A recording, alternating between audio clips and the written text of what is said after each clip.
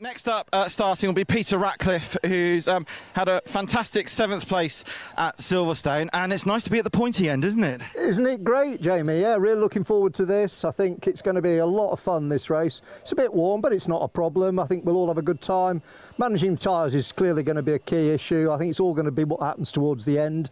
But feeling very positive. The boys are doing well, John and David.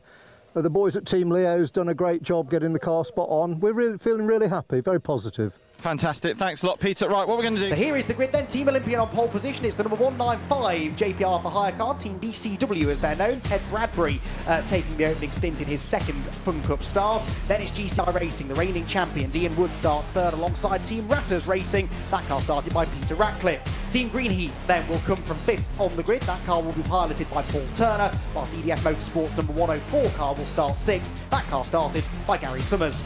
Team Race Logic are back, and we believe they're back for the rest of the season now. David Denyer will take the opening stint in the 252 car ahead of the 212 EDF Motorsports with Auto Tal Machine, piloted by Simon Coles. Then it's Signature Motorhomes, the 110 car of Adam Bessel, former MX5 frontrunner, starting 9th.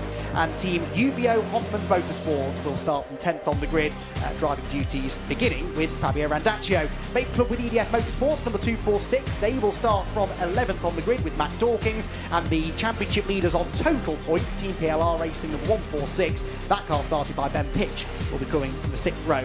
Then it's Team Seed Data and MJ Tech. Team Seed Data in the 214, and that is a car change. They were originally down as the 98. Andy Bennett will take the start now in the 214 ahead of MJ Tech number 249. That car started by Will Abraham. Then it's Team Easy to Reach number 251. That's Tom Greensall and Axiometrics with GRD Racing. They had a spin earlier on in practice, but Simon Rudd will be hoping for a cleaner start from 16th. Then it's Team 3 Motorsport starting 17th on the grid, the number 98 car, and then we will have GT Radial with Team Fueled Up Racing, and at the very back of the field, Team Viking and Ursus Capital Racing, the winners last time at Silverstone, and it's Colin Kingsnorth who will take the driving duties at the start of this one. Towards the start line, they really are crawling their way towards the start of the race. A very, very slow end to the formation lap. Hopefully this isn't the sign of a problem for either of the front row starters. They're almost at a standstill, in fact, as they come out of the final turn. The safety car has pulled into the pit lane, and those red lights very soon will extinguish to get the race underway. It is a very pedestrian start to 4 hours of racing here in the Fun Cup Endurance Championship. The lights go out, away they go, and it's a good start made then from the pole position by Chris Devell. But here comes Bradbury round the outside line. He's got his nose back ahead by the time they hit the braking zone into Redgate Corner, and he will get the lead in the 195 car. GCI slotted to 3rd place with a bit of a squeeze just behind them as they round Redgate, but they all emerge the other side, more or less, I think, in one piece, with that. Well, they're still 3 wide, actually. Greenheath, Team Ratters, and the 110 car banging doors as they head for the graders for the first time. Yeah, look at some sideways stuff going on there, and love the interview that Jamie was doing, saying that there's so much gravel trap around here, and well, you'll tell us how many safety cars we've had in the past, but yeah, they are going to be an invitation to these machines, aren't they? Most definitely so. The Donington Park National Circuit does tend to bring about a few safety cars on average. We are looking at something around 3 or 4 per race around here, so much higher probability of safety cars than we had at Silverstone last time out. Team Viking there making some good progress from the back of the grid. Race Logic, by the way, seemingly starting from the pit lane. I noticed that car was in the garage after everyone else had been released to the assembly area as the 214 car gets 2 wheels into the gravel at Coppice. That car was off the road in qualifying earlier on today. It rejoins this time, thankfully, with the front splitter attached, but some way down the order. The leaders through the chicane for the first time. GCI Racing up into 2nd position as Chris Doble just tries to find his space in the line and settle into a groove early on. Ted Bradbury, though, has already got 2.2 seconds to the good. He's away, isn't he? You can't stop these youngsters. Is he still 16? It might be 17. 17 now, so, yeah. And seat time is just a great thing, isn't it? To get as much time as you can. Be acclimatised with the heat, be acclimatised with the track. Different car, different vehicle, won't phase him. No, not at all. It is a different car to the one he was out in at Alton. That was the 106, this is the 195, but he's equally as quick, pulling clear at the front of the pack. Some good battling going on behind there. This is for 4th position, and that was the UVO car up the inside through the old hairpin. Did that work? Did they manage to prise the door open? No, they've actually lost momentum on the exit of the turn, and so the 110 Signature Motorhomes car gets up alongside them.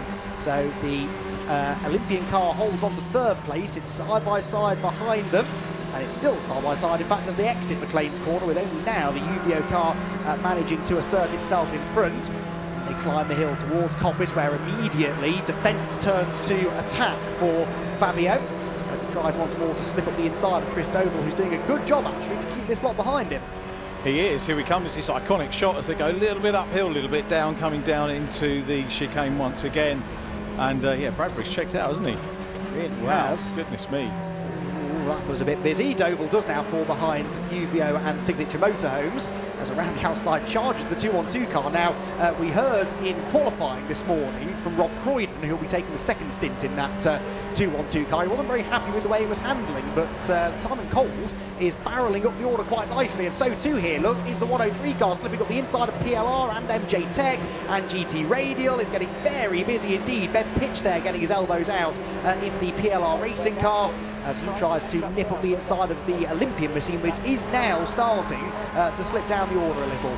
Simon Rubb was saying with his wrist injury, I don't know if you covered the background to it, but he's football injury. Oh, really? I said what happened, because he's wandering around with a bag of ice, and I said what happened to comfort, but he's got a lot of work to do, hasn't he? Yeah, he did have the ice pack out when I chatted to him yesterday evening, actually, now I think about it, and not slowing him down too much, he said, but it might be a little bit tricky over a long 40-plus minute stint. Remember, the first pit window will open 40 minutes into the race, so we get to enjoy quite a bit of this action before things inevitably calm down a bit after that first round of pit stops. Things looking pretty calm already, though, for the race leader. Ted Bradbury is 6.5 seconds up the road already. It is now the Team UVO Hoffman's Motorsport car in second, GCI Racing third, Signature Motorhomes are fourth, Greenheath fifth, Ratters Racing sixth, then it's the Olympian car in seventh. And Performers actually higher up the ladder, without mentioning there would have been people being taken off. But no, good. So everyone wants to finish the 4 hours and go home in one bit for their day's work. Well, here we go. Let's get the stats spreadsheet out then. What's the earliest we've had a safety car at Donington before? Because that car ain't going anywhere. It's the 2-on-4 again, unfortunately. Second time they've been in the gravel trap already today. Recovery vehicle is in position. The marshals are good to go. Then throw the safety car rather than waste time behind the safety car whilst all of that happens behind the scenes. So we'll probably keep racing for a lap or so. And then I would imagine we will have a whole good track walk if you get the chance to do it. Here comes the safety car out onto track, the runyourfleet.com machine coming onto circuit. With, well, at the moment, Ted Bradbury not choosing to hit the loud pedal. Now he does, just as they turn into the chicane.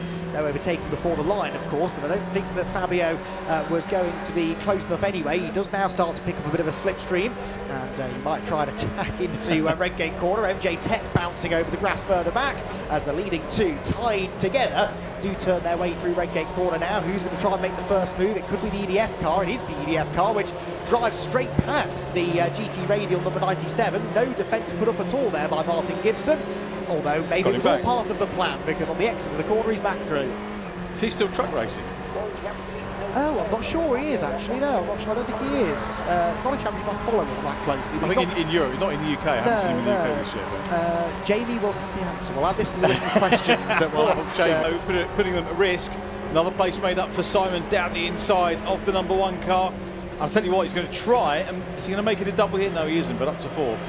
Really good go. He was good on the brakes there. Got that double slipstream down the pit straight, and managed to get to the inside of one of those cars at Redgate. Thought for a second there he might try and get up the inside of Signature Motorhomes down through the old hairpin, but decided against that and sits back in the slipstream now, climbing uphill this lot slower than the race leaders on the previous lap in third place. But a big part of that is that he doesn't have a slipstream, but a bodywork goes flying again there through the chicane. That may have been off the 2-on-4 car that was covered from that gravel trap a moment or so ago. Leading two then staying together on his own, actually, in third is Simon Rudd. Look, he's really got away from this now four-way fight for fourth place. That's GCI Racing slipping back up the inside of this slightly wounded Signature Motorhomes car. You've got the number 14 Team Greenheath machine of Paul Turner with them as well. And then Ben Pitch, PLR Racing, with such a super consistent season that they've had this year. Quite rightly, watching this very engaging battle that's going on for fourth place.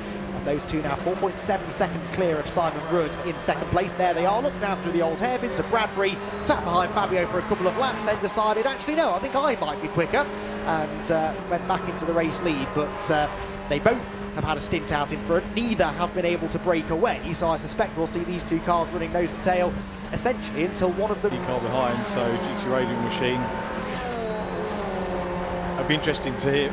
We haven't heard from Jamie yet, but we will do after the stops, and it's going to be interesting to hear physically how the drivers are coping with it. Tyre temperatures, the other thing that overheats quite easily is the brakes, and if you're really getting stuck into the battle, as GCI Racing have been over this opening nearly 40 minutes now, then you can start cooking the brakes as well. That would explain why they couldn't quite get the car stopped into the chicane that time. The Viking car there trying to slip up the inside of the lapped race logic machine. You don't really know where to look here, do you, as the battles rage on up and down the order. And the head of the field, by the way, I think we've had another couple of lead changes since we last checked in. That gap was about a second. Bradbury back to Randaccio. Randaccio was actually ahead at the end of the previous lap, and now Ted's reclaimed the lead. So Bradbury had started to pull away, but battle rejoined once again at the front of the pack. It's all going to be about the stops as to whether we enjoy that. But the great thing is here, you've got the top 6 over 20 seconds, and all of that can change. We're only a minute away now from the pit stop window being open, but as you mentioned, a lot of drivers will leave it till the end, so we might not get a shake-up till the end of that 10-minute window. Yeah, Bradbury's definitely one who I would expect to stay out until the very end of the window, sharing the 195 car this weekend with William Chadwick, Mazda MX-5 driver as well, but he's had most of his success in sim racing actually, and Ashley Woodman, who is a Masters driver. So Ted Bradbury, the youngest driver on the grid by far, is racing in the Masters category this weekend. It's a very friendly paddock. It is, and Jamie's a very friendly person and has made many a friend up and down the paddock, that's for sure. Myself and Jamie have been involved in this championship for a long time now. I actually tried to... I lost count a while ago of how many of these races I've covered. I think we're into the 80s now, or certainly the high 70s as far as number of races I've covered, and Jamie's only about 50. No, it's absolutely great. That's what it's about, isn't it? I always say racing's about the people, and same with any sport, you know. Day for nearly 13 hours in near 30-degree heat. So from all of us down here, thank you for everything that you do. Back to Andy and Rich. Yeah, absolutely second those sentiments, and well, they've got a bit more to do now because the 251 car is in the gravel down at the old hairpin and it's going nowhere. Yeah, absolutely. It was a bit of a busy stint for you, Mike. You love that car so much you bought it. That's exploring its incapabilities, isn't it? It sure is. I don't know if you saw the crash or not, but I came off on the chicane just back there, just outbraked myself and just lost the car. And I mean, this is your first year of car racing in anything. You've loved Fun Cup so much, you've committed until 2026. I have indeed, yeah. I have bought a car. I got the car last Tuesday, and I've got sponsors with C Data for the next 3 years, and I love it that much that that's what we're doing. Fantastic. And I understand you're going to have Matt back with you as well? Matt is driving next year with us, so that's happy days. All right, fantastic. We'll let you get back onto the radio, Mike. Green flags out, Andy and Rich, so I'll hand back to you. Yeah, thank you very much, Jamie. We are almost exactly 1 hour in. We're back racing again. And look at this. It's like we never stopped racing at all because the action on track immediately picking up in intensity once again. We've got a good battle forming for the lead. We've got some even better battles going on a little bit further back. And this is the fight that I really wanted to see. The 195 car starting to slip backwards now with the inexperienced Ashley Woodman at the wheel. But some of these cars coming past him are some of the championship contenders, particularly the Green Team Olympian car that leads the way by 8 points on drop scores over PLR Racing, who are a number of places behind them. There are 3 lapped cars, followed by the 3rd place Axiometrics car, but this the fight for 4th and Olympian on the charge here, Richard. Yeah, the team that I predicted when you asked me earlier on. So yeah, come on lads. I got taken to task on one of our earlier live streams for apparently supporting a driver. I said, come on, get stuck in. He was in a Fiesta Gym. What I was doing was saying to the guy, get involved in the battle. I wasn't picking out a fake start. Only now have found their way into some cleaner air. Through the old hairpin, Olympian negotiating a back marker. Greenheath and MJ Tech about to do the same thing. Head through Starkeys, up through Schwann's curve. Didn't have that change for 3rd on that lap. In fact, that was G-Star Racing getting back ahead of Olympian, so by mistake, Olympian were not trying to get through, they were actually trying to defend a place. On the money, honest guy, he's going to love his championship, isn't he? Or championships the next few years. Yeah, 2026 he's committed to. That's really impressive stuff. He's very much caught the Fun Cup bug. so too, I'm sure, have GCI Racing sort of re-found their love for Fun Cup after taking a few years off and then coming back and winning the championship again last year, but they've run a little bit wide there out of Compass Corner. Christian Rose, in the end, has his job made quite easy for him. Nips through on the inside line, reclaims that third position as he heads down to the braking zone at the chicane. Again, position. Oh! Pit lane, PLR Racing, championship leaders in the pit lane, championship leaders before the drop scores. Anyway, we're not in a pit window here, and PLR Racing could be in some trouble. So Neil Glimmer, I was about to mention, he's not really made his presence felt so far in this stint. This is when there's only been a 99 championship races. That's because they were here right from the very start when this was a series and not a championship. The racing, though, was just as competitive as it is today, and this is some pretty competitive battling going on. The 103 car has now been caught by GCI Racing and Olympian and Greenheath, and the four of them now locked in combat for a second position as they head out on the chicane. The 103 car for now managing to stay in front. Before this really bursts into life, Richard, though, a thought on PLR Racing, the one saving grace they've got is their consistency. This will become their drop score, no doubt. Still be in the car, not yet able to hand over to William Chadwick until we get into that pit stop window. Right then, back to the second place scrap, which makes its way again up the hill towards McLean's corner. They are entertaining us, definitely, but losing time to the race leader. Lost about 1.3 seconds last time round. I think I'm hearing in my ear it's more gear selection issues for the 195 car. It was stuck in, I think, 5th gear again. So exactly the same problem, Richard, as PLR was suffering. Yeah, it's heat driven. It will be heat driven. You've got to suspect that, haven't you, really? I'm no mechanic, and I'm always very quick to point that out, but it does seem a little coincidental and early in the race, really, for teams to be having those sort of problems. But these are abnormally high temperatures to be operating in, and it will strain, I guess, every part of the engine. And gearbox is very much susceptible to those sort of things, I guess. Here come MJ Tech up the inside line. 4th place they were trying to... We're going to... How many have we got so far? Having a quick flick on TSL. 1, 2, 3, 4, 5, 6. 6. Changes. Early days, though, Richard. It's early days, but... We saw a bit of this actually at Silverstone last time. There were periods early in the race where one team would lead 30 laps or 20 odd laps. It was the second half of the race, wasn't it, where it really sort of tightened up, and no one could lead more than a lap or two at a time. And we saw early on with Bradbury and Fabio, when you get two evenly matched drivers at the front of the field like that over the course of a stint, there's some experience, realises that it doesn't really need to push the car too hard at this stage. Oh, it could be either, couldn't it? Really, it's difficult to tell with this weather, isn't it? They test sessions as well throughout the day, so you get lots of track time then. Oh, that's the bike. No, it's 110 car off. Now, where is that? They're on the track still, on the exit of the old Airburn, I think, and that is not a nice place to be sat. Let's hope the car hasn't stalled. Oh, these are terrifying moments for the 110 Vikings, of course, we saw just leaving the pit lane. I'm pretty sure they'll be behind the Olympian car. I think that was them in the background. So through Coppice goes Riley Phillips, and on this particular lap pushing even harder. The first sector 24.5, a 44.9 in sector 2. It's not personal bests yet for that car, but certainly on the money. As Racing here complete a double fuel stop. Look, they've got 2 churns of fuel waiting, so we see this quite often. You get to this second pit stop, that's a good time sometimes to put as much fuel in as you can. So that you go. Will that do the race, 2 churns?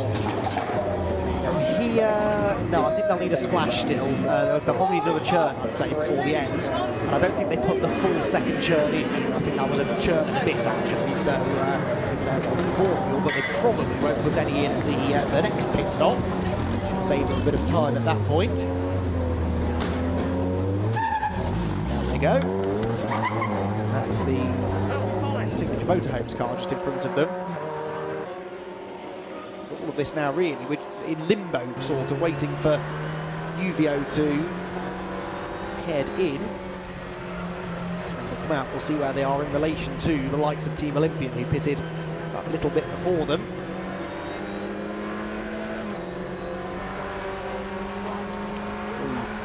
Hollywood, Craner Curves, come MJ Tech and GCI. This is for second place, so MJ Tech Scott Jeffs actually got ahead of GCI, I think, a few laps ago.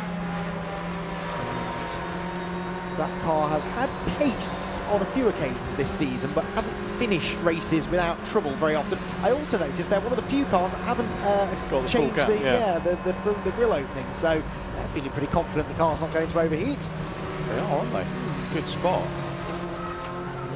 Not sure why they wouldn't have made that change. And do you have to come back? So you can run them however you want, but do you have to go back to that sort of standard setting?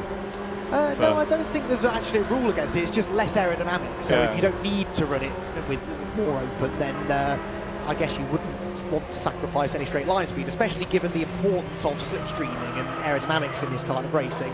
You don't really want to be giving away any top speed if you can help it. So they clearly feel that it's worth keeping the performance of that slightly smoother, more streamlined nose than it is to try and keep the car cool. You can see that quite clearly there as they came towards us, the little individual grille openings as opposed to the big square opening on the GCI car behind. So it's Jamie Peters-Ennis, who I believe was found someone to chat to down in the pit lane. Jamie, over to you. I have, yeah. I found John Ratcliff, who's looking rather warm. It's hard work out there. Your first ever stint at Brands was mega. Your dad was beaming. What's the catchphrase for this one? That was epic. Instead of that was awesome. I'm so sorry, Joe. I was all over you there. I'm absolutely dying after that stint. I knew it was going to be warm, but yeah, 40 minutes, 45 minutes in that car. Insane. That's why I'm breathing a little bit heavy, drinking lots of water, but it was a lot of fun. I dragged a couple of your mates with me. They're enjoying it. A little bit of damage on the splitter. What happened? Yeah, so up on the last races, I crashed into the 104. I think he tried to get me back into the last corner. The most insane dive bomb that was never on. He went on the inside of two people. Then the car in front had to slow up. I tried to get him around the outside. He dived to the outside. I went in the back of him, and then we got caught together. So then I had to brake hard to rip that off. So I'm not sure what damage that's done, but it still felt okay. Well, Luke looked at it and said it was fine. It's just basically tore a bit of the corner off. 7th ever car race, mate, and your pace is getting there. Yeah, it's getting good. I was told at one point I was fastest out there, so I'm happy with that. But yeah, as I was following the Millennium car, I think it was the Viking as well, just hooking onto them. I think I saw a 25.2 on there somewhere, so I was happy with that. Dispatched the Millennium, couldn't quite keep with Viking, and then obviously had that incident, dropped back a little bit, but had so much fun, so much fun. Do you need to lie down now? I do, yeah, I do. I need a stronger drink than this, that's for sure. All right, we'll go and enjoy it. Thanks a lot. That's John Ratcliff. We got the Barney Phillips, and he really is. He's just on a personal best first sector on his first full lap after the trip through pit lane. Got all of the Masters teams starting to clump together, haven't we, on the tyre, waiting for his opportunity to head back out on circuit. Well, I believe that Jamie can now shed a bit more light to the hole they've dug themselves into here. And that may need some outside assistance, I think, Richard. Looks that way, doesn't it? So, safety car on pit lane window. Well, now, we see very often that Julian Floyd will try to avoid. So yes, yeah. If you need a new front splitter, you go to Paul Rose with your checkbook, and he'll be more than happy to provide you with one. Got a few teams, I think, are going to be approaching him for new splitters. Ratters Racing here have done a bit of damage to the front of their car too. What's a checkbook, by the way, for younger viewers? I mean, this was who's in the car? I say it was Antonio Almeida Souza. He's got some stories to tell after his hasn't he just latest stint in the car. There was something to complain about, yeah. But nowadays you can come and stay and have a clean shower, and everything's looked after. And no, they do a super job, as these guys are doing on track for us. Indeed so. And what I do like as well is that these MSV circuits, they don't ever lose their. You can move it up north. Exactly. Exactly. That's a long old drive. It was home to one of the closest finishes we ever had. Yeah, the second closest finish in history was here back in 2015, winning margin of 85 thousandths of a second. Slightly high, managed to slip through. I think we're possibly down to 6 or 7 cars on the lead lap now. I'll try and figure that out in a moment. Once this battle has calmed down a little, if it calms down a little, as GCI Racing still can't find a way past Neil Plymmer in the PLR machine. I don't think anyone told Neil that he's a few laps down. He's getting stuck in, isn't it? This is from one of our camera operators, apparently. A multi-talented bunch here at Alpha Line, able to film the cars and diagnose the problems at the same time. And to be fair, I find it with ITV a lot of them. Oh no, and that's Scott Jeffs. That's Scott Jeffs off at McLean's. And look at the right rear corner. He's had contact. He's had contact with the 251. And this is where battling with those lapped cars can be frustrating. This will definitely be a safety car for sure. That car's going nowhere with broken right rear suspension. And Scott Jeffs, yet again, the bad luck bites. Yeah, that's a lead gone, isn't it? A massive lead gone. That is going to potentially change the complexion of this Fun Cup race. 100%, 100%, because we still have at least 4 cars on the lead lap. Did the Vikings manage to... That was what I was trying to puzzle out just before then, and that could save them. Heads for the pit lane. We resume racing once again after about 5 laps behind the safety car, and Uvio Hoffman's Lotus lead their way out of the final chicane. Get racing back underway again here. Remember, the Viking car behind them has just slipped a lap down. Can they maybe use the pit stops to try and get back onto that lead lap? What progress can those behind make? It is only Uvio, Team Olympian and GCI Racing who remain on the lead lap. We know that certainly in the case of Olympian, they've got their 2 fastest drivers still to come to get that car through the final hour and 20 minutes or so. So expect them to be among the first to head for the pit lane, I thought. That sounds like real good common sense, doesn't it? So we're at 1:19 left, the final 2 stints of this, which has been a fascinating race to watch out for. And PLR did ultimately make it into the top 10. Whether they'll stay there or not remains to be seen. And they're on the same lap as Team 3 Motorsport, so they should get 9th place very shortly. They're only about 5 seconds behind them. They'd have taken that, wouldn't they? In fact, there is... no, that's the 98, sorry. Oh, there's Scott Jeffs, still shaking his head as he trudges back. He looks a bit hot and bothered, doesn't he? He does, understandably so. Yeah. I wonder whether he deliberately chose not to ride back in the truck, just to give himself that bit of time to calm down. That was, speaking of calming down, I think 195 car was a bit too eager to get into the apex there. That was Ashley Woodman. Interestingly, they ran Bradbury for the first, Woodman for the second, and Chadwick for the third. Then they're back to Woodman, then Bradbury, then Chadwick. Yeah. So a real mix of the driver order there. The 195 car sits now down in 11th place. In come Olympian, so they must have just seen that board as the race restarted, and they have decided to come into the pit lane. So this will be... That was exactly what you said they needed to do. Even a broken clock is right twice a day. So into the pit lane comes Team Olympian. And Chris Doble will hand over to Christian Rose. And, well, honestly, this has saved their race, really, hasn't it? That one little incident that had nothing to do with them at all might just have given them a chance to fight for a victory again. Jamie's going to have to keep an eye on. A few more laps here before they head in for their next pit stop. Yeah, we'll try and get away at the front. They've been one of the quickest cars on track for most of the time. Is that Greenhill on his way back, is it? No, that's... on Uvio here. Depends what they do in the pit stops. If Uvio take fuel and Viking don't, they could get back ahead, but it could be a short-lived thing. But, yeah, they... went in 4th place, I suppose. That's valuable points for the Vikings, and like I said, they're very much... Here comes Viking, just having a look. Are they going to unlap themselves? Yes. They do. They do. Good move. And sensible from Farfini not to fight that. He realises that's not the position. They're that desperate to get back on the lead lap. I think he's quite happy to let... Taking over, so he's stint now. Let's see whether any fuel went in. Fair amount of work. Looked like a quick stop, though. Yeah, not bad. Not that quick getting Not so quick, yeah. But there you go.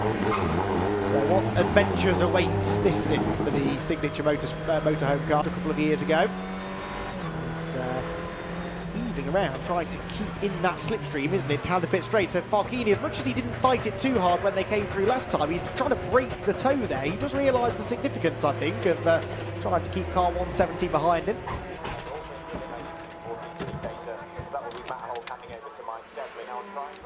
Through the trainers, there is Ratters racing in. They're refuelling. He's off the car, no one allowed to touch it whilst the... oh, don't touch the car, don't touch the car, wait for the fuel, and there we go. Really chomping at the bit to get in there. That was... who was that? That was John Ratcliff, who's in for the next stint. Cannot touch the car whilst the fuel is going in. That's a really important safety protocol. Start the car, get it going again. They're having a solid race, actually. 6th place when they came into the pit lane there, Raptors Racing. I've got to be honest, I was looking further down. I couldn't see them, but yeah, that's good. I don't know what their best finish is. That's a question for Jamie, maybe, if he's listening, because I don't recall them having a top 5 before, certainly. And I'd therefore be surprised if they'd had a top 6, so they could be on for a really good day. Green machine, so Christian Rose 2nd place. But again, I wonder what they did for fuel.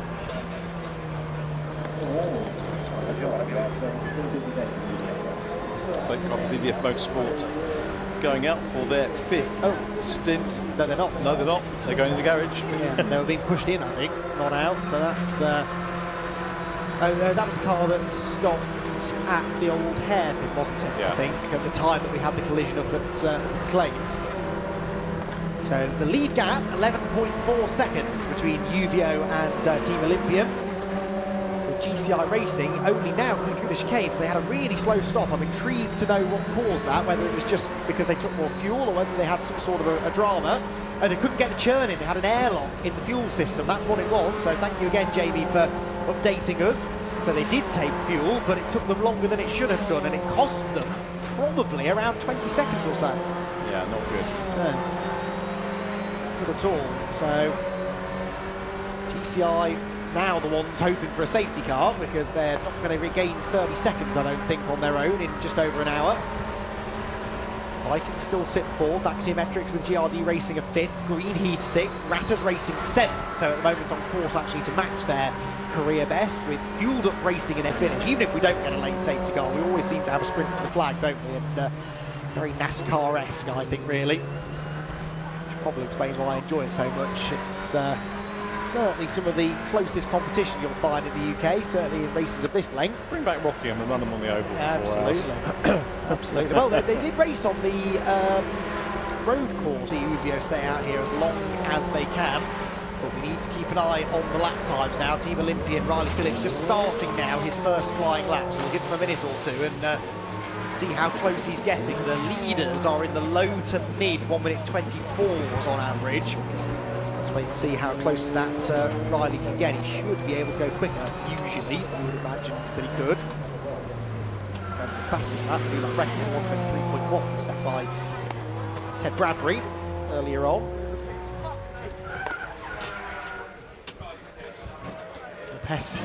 Gravel coming out. Yes. And there's a few cars with stories to tell, aren't there, at the end of this race? The Ratters Racing car here. Again, lovely bit of direction there. Just, you know, we saw the car going off and then you see it depositing the gravel. So much thought going into the pictures that you see and the narrative that comes through. Absolutely love it. Absolutely so. So Ratters Racing with fuel going in. We're not going to bother fixing that splitter at this stage. Jamie with news down in the pit lane, I believe. So let's head down to Jamie. What have you got for us? Yeah, I'm still down with the Team Ratters Racing car. John Ratcliff brought the car in with quite a bit of front-end damage. Both brake ducts were ripped off the front of the car. They're changing the nose now. If you zoom in on the right front, you've got team boss Luke Stevens on the right front corner there. He's just doing some work on that, so I think there's been a little bit of suspension damage, and of course they were in line for Masters podium and running in their best ever position. On goes the front nose cone really quickly, and they've obviously got to make sure that all the safety pins are lined up. They're quickly tying on the towing eye. You've also got Dad Peter and Mum Jane looking there as well. They're just making sure that all the safety pins are secured. Scrutineers, Chris Wesley's just looking to make sure that everything is okay. Engine is being fired up by David Ratcliff and they're away, but that, Andy and Rich, was a much delayed stop for the Ratters Racing. Oh, what a shame that is. Now they're struggling to get the car started as well, but they've had their dramas. Of course, they benefited, didn't they, from the penalty earlier on for Greenheath? Yeah, so we're trying to drum up the drama here, Richard. Let's see. So there go Uvio. They will leave the pit lane. There's no sign yet of Olympian at the timing line. Now they come through.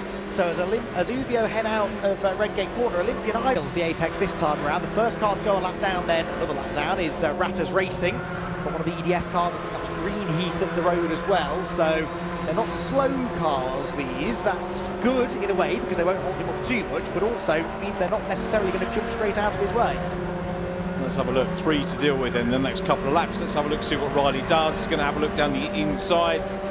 Clearly past the Ratters Racing car. They've seen him. That was nice. A little bit of a clash with the curb, so not as tight as he might have been.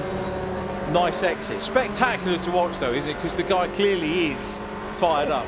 Fastest lap of the race, a new lap record for Riley Phillips, a 1:22.9, 3 hours and 45 minutes into the race. That is ridiculous. Riley Phillips is now only 8.5 seconds adrift of the race leader, but he's got back markers battling ahead of him, the 1:04 and the 14. That is not a fight for position, but they're side by side. Yes, I could not agree more. It can be done. Cars do have a lot of grip, that certainly helps. There's less of that sort of sliding out wide on corner exit, but yeah, exemplary driving standards on show as always with the Fun Cup. A 1:24.4 for the race leader. Riley Phillips does a 24.0. The gap is under 8 seconds. Yeah, that might have just been beyond the white line, I think. Ratters Racing that was, I think. Behind him, as Andy said, lap down, game over. It was going to be at this stage anyway, but that will just pop another nail in for him for the race. But I keep wanting to say CGI, GCI, being a newcomer to the championship. Yes. Yeah, Not, GCI. Not computer generated, very much there in third place. We did get a blue flag there. Yes. That's a good point. We don't see a lot of that. I wonder whether maybe because we're at the end of the race now, the marshals start taking extra notice and to carry through the turn that he can and down towards Hollywood. These guys have done the work though out front. They've still got more traffic to deal with. The gap is surely, Andy, surely. Then, well, in the first sector, he was 4/10 quicker than Uvio, so didn't compromise him too badly. Wow. That's incredible, isn't it? I don't know how he does this. I really don't. We see Riley do this time after time. At the inside of the T3 Motorsport car, someone's smoking the tyres. I think that was Signature Motorhomes in the background. So the next pass is going to be the important one, isn't it? He's going to catch GCI Racing, who in fairness didn't really make life too difficult for the race leaders. You would hope that they'd be equally lenient with Team Olympian, but he might pick a bit of a slipstream as well for a lap or so from that GCI car. That could benefit him. There you can see the gap. The black and gold car, the race leader, the green car, the second place car, and the third place car, weirdly, in between them now, having gone a lap down. 7 minutes to go. Uvio complete their 156th lap. It's a 1:24.7. It's a 1:23.7 for Riley Phillips. A purple final sector there. As soon as he broke through into clean air, he's taking a second a lap. We've got 7 minutes to go. He's going to get there, but of course, we're kind of assuming he gets there, he drives past, he disappears into the distance. It's not going to be that simple, is it? Farghini's going to get his elbows out. He will get his elbows out, and what we've got now is some good air. We've got a good tow upcoming if he can get onto the GCI Racing car, which he is closing up on. So they're not going to work together, are they, to overcome the leader? But there will be a good tow to happen. Is that the lead car? Yeah, black and white warning flag. Wow. So the race would hand the victory on a platter to the Team Olympian car. Looking to try and claim another victory in what's been a massively successful season for them so far. They've got the points lead on dropped scores as Racing and Team Greenheath get a bit closer together. They've got the championship lead on drop scores. They've got 3 race victories in their pocket already, but win number 4 could come in the most dramatic of fashion. 5 3/4 minutes to go, 2 seconds the margin, and they've cleared the GCI car. How quickly did they do that? We were only off them for half a lap, if that. Incredible. Riley Phillips, a man on a mission. I don't think this car's led a lap yet, has it, all day either, the Team Olympian car? No, it was Ted Bradbury. It's been Ted Bradbury and then the Uvio boys. Yeah. Only 2 different leads.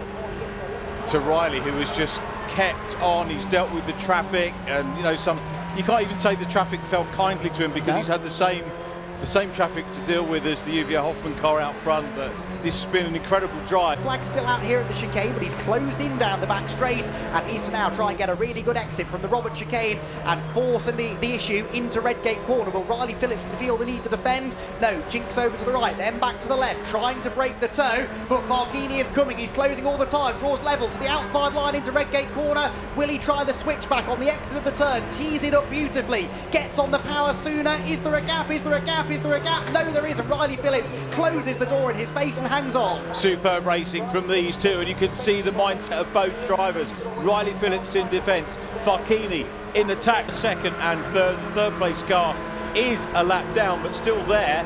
and ready to pick up pieces. I think he's going to unlap. What He's is got a it? problem. Is it gears again? Is he stuck in gear, I wonder? Is it another gearbox issue? Oh, this is heartbreak for Uvio. A lap and a half from the end of the race. The car just didn't pick up out of coppice, did it? It's like he's stuck in gear, and it's handing the victory now on a plate to Team Olympian. Now the target, with 1 lap to go, is to just get the car to the flag. Second place for Uvio. It's still valuable championship points, but that car is clearly hobbled. Was that problem nagging away as we got into that? So when we, Riley Phillips has done a superb job of taking nothing away, but if there was a problem, that would have had him. Championship, this has not been a bad one. A fitting way to celebrate 100 races in what is one of the best championships in the country, and it's one of the best drivers on the grid who is going to bring the 267 car home to claim the victory. It's been a bit of an up and down second half of the season so far for Team Olympian. They've had their wins, they've had their troubles as recently as Silverstone last time, but Riley Phillips brings car 267 out of the final turn, sees the checkered flag and wins here at Donington Park in the Fun Cup Endurance Championship. Team Olympian victorious. Second place, we hope, is going to go to Uvio. There is GCI Racing, they are third. Where is Uvio? Here they come. I think, yes, that is Uvio. They're going to limp home in third place, whatever the drama was. They at least were able to salvage second place. A real shame we didn't get to see that battle run to its true conclusion, but worthy winners nonetheless in Team Olympian. Absolutely superb, and the key there is team, isn't it? Chris Deauville started things off. Then we had Christian Rose delivering some great driving as well. And Riley